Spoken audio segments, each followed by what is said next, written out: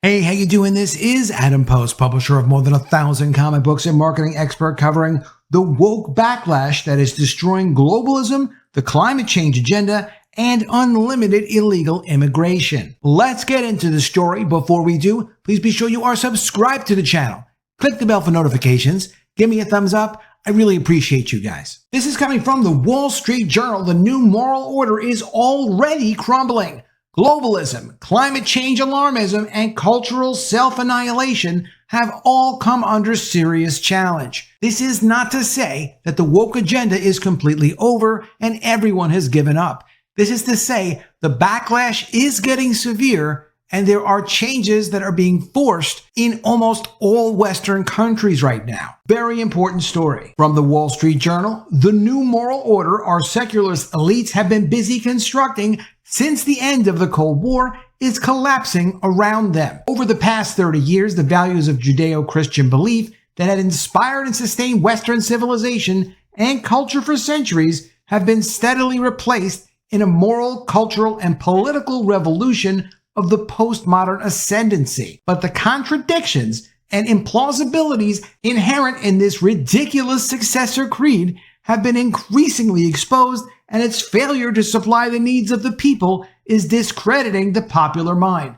People are starting to become aware that the woke agenda only exists to take people's lifestyle away, to take their power away, to take their own identities away, to destroy their families, to create conflict, and dehumanize everyone. And people are catching on. And the excuse that, well, you deserve it is not working with people. They're not buying into it. This new edifice has been built around three principal pillars. First, the ethical primacy of global obligation over national self-interest, which is why they try to demonize you if you say you love your country, in economic and geopolitical terms, but most directly and consequentially in a rejection of the morality of national borders and an embrace of something like open-door immigration. Second, a quasi-biblical belief in climate catastrophism, in which man's essential energy-consuming sinfulness can only be removed by massive sacrifice of economic progress. That's why we have inflation now,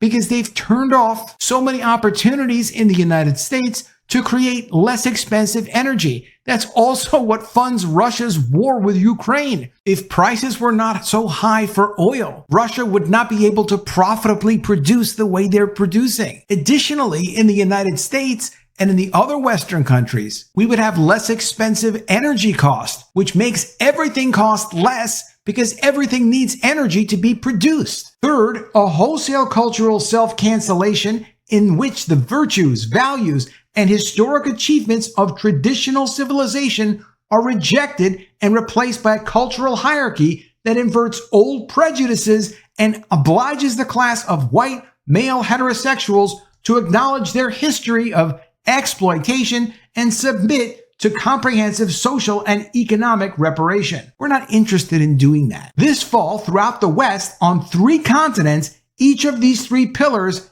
is crumbling. And thank God we're seeing improvement. In Lampedusa, the Italian island midway between Europe and Africa, and at Eagle Pass, Texas, and elsewhere along the visible and increasingly invisible frontiers that separate the global north from the south, the idea of permissive migration in an economically unequal world is being tested to destruction. Lampedusa was inundated last week with another surge of migrants from Africa larger than the population of the island itself. In Texas, the influx across the border with Mexico became a torrent. The demographic tsunami from the global south as the north's population shrinks is in its early stages, and most people can see clearly what happens when leaders insist on a moral code that suggests our obligations to indigent foreigners are as great as those to our own citizens.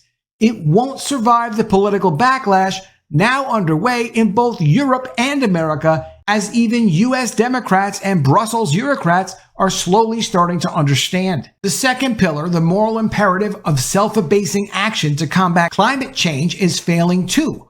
Most interestingly, again, in Europe and the UK, where it has long been the official religion of the secularist priesthood. Last week, Britain's notionally conservative government took a small but symbolically important step in climate apostasy, announcing some sensible tweaks to a program of regulatory decarbonization mandates, such as pushing back a few years the phasing out of new gasoline-powered cars. The move was precipitated by the high and rising costs to ordinary citizens of these measures and didn't actually involve yet a formal retreat from the ambitious goal of making the country carbon neutral by 2050.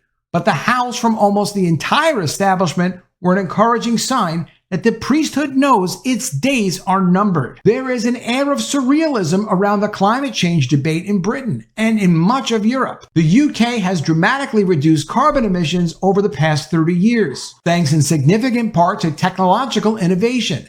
Its emissions per capita are now down to where they were in the mid-19th century. The British government could mandate tomorrow the elimination of all carbon emissions and return to an agrarian subsistence, and given the massive and rapidly rising levels of emissions from China, India, and elsewhere, it wouldn't make the slightest difference to the climate. This realization of the folly and immorality of the moral imperative is gradually seeping through elsewhere in Europe. Other governments are confronting the disastrous consequences of their monomaniacal pursuit of carbon elimination and embracing elements of the modern heresy. People are starting to wake up and understand the climate change premise, where if you cut back on carbon emissions when China and India are not cutting back but they're increasing their carbon emissions, it's not going to make a difference. The third pillar, cultural self-annihilation, is also wobbling. The most interesting evidence of this is in an electoral debate underway in Australia. The left-wing government there, eager to impress the world with its moral bona fides,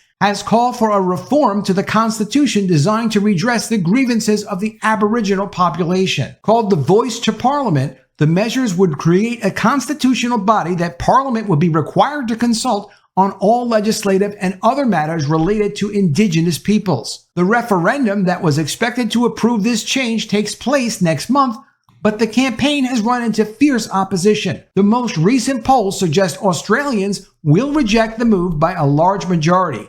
It seems like many of us in the rest of the West have had enough of the leaders' insistence on dividing us by race and other attributes rather than uniting us around a common national identity. The pillars are crumbling. The fight will go on. We don't know what will replace this new moral order, but we can at least hope for a restoration of the traditional values that, ironically, through economic and cultural enrichment and political civil liberation, permitted the West to indulge in this orgy of self-immolation in the first place. Coming from Zero Hedge, two more examples of the backlash. The children win in North Carolina. North Carolina on Friday became the 10th state to approve universal school choice.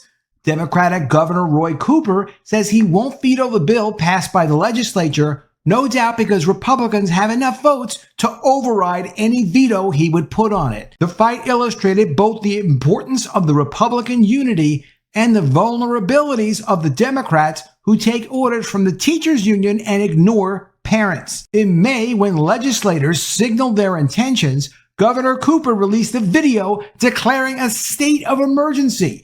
It's clear, he said, that the Republican legislature is aiming to choke the life out of public education. All that because of school choice, because of wanting to give parents some control over what happens with their tax dollars with respect to educating their own children. The emergency stunt did nothing but make the governor look weak. It also highlighted his double standard.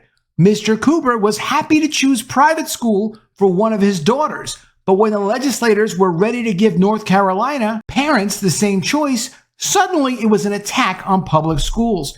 There's also a backlash in Chicago, because in Chicago, the president of the Chicago Teachers Union is facing her own backlash for choosing to send her child to a private school despite previously opposing school choice efforts. So much of the backlash is going in the right direction. There are more and more cracks in the globalist climate change woke agendas, and it's happening across multiple continents in multiple countries. It's important to let yourself be heard. It's important to speak up. Know the battle for freedom and the battle to raise your children the way that you think is appropriate is not over. It's going to continue. I just did a video about Disney with their new movie Wish, which to me looks like it has very negative and self-destructive themes for children, a disrespect for parents.